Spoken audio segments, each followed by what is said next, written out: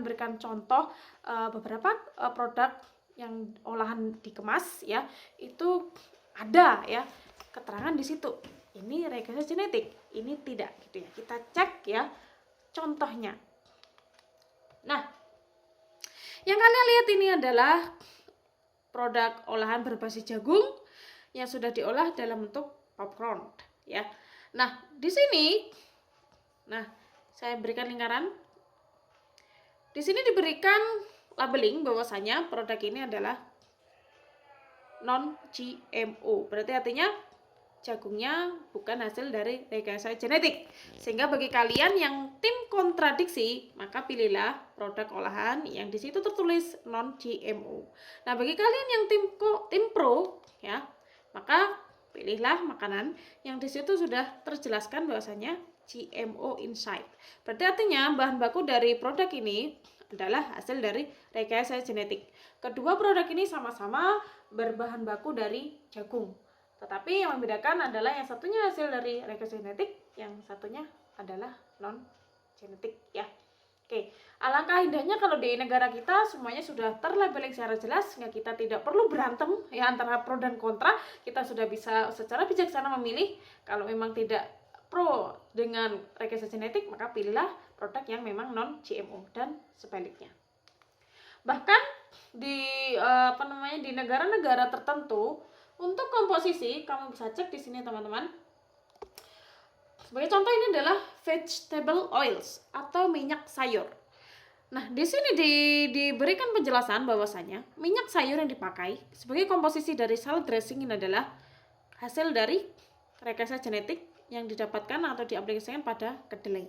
Ya, bahkan hanya untuk masalah produk olahan itu sendiri sudah dijelaskan bahwasanya minyak ini berasal dari bahan baku yang memang hasil dari rekayasa genetik.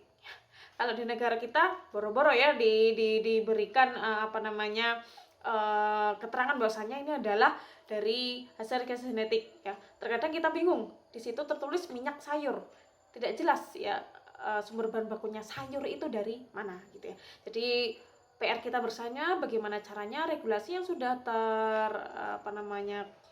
dibuat itu bisa kita aplikasikan secara baik.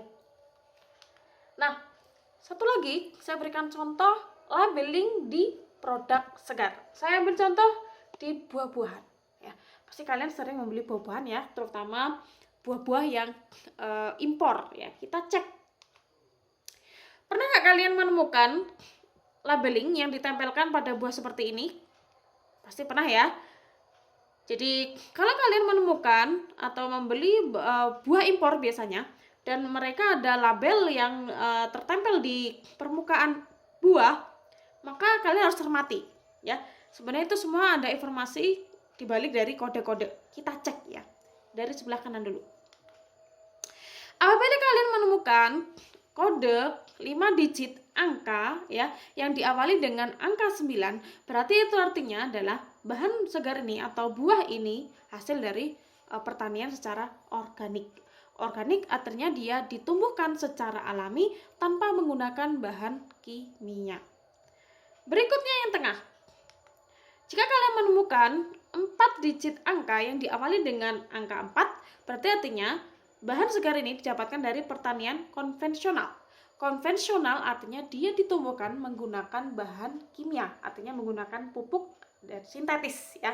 Dan yang terakhir adalah jika kalian menemukan labeling dari buah di mana terdapat dari 5 kode angka diawali dengan angka 8, berarti artinya ini adalah produk hasil rekayasa genetik ya. Jadi mulai sekarang silahkan kalau nanti kalian membeli produk segar kemudian terdapat kode-kode seperti ini teman-teman, maka kalian bisa memilih kalian tipe yang mana, apakah tipe organik, pertanian organik atau pertanian konvensional atau pertanian hasil rekayasa genetik, sehingga tidak perlu berantem ya antara pro dan kontra.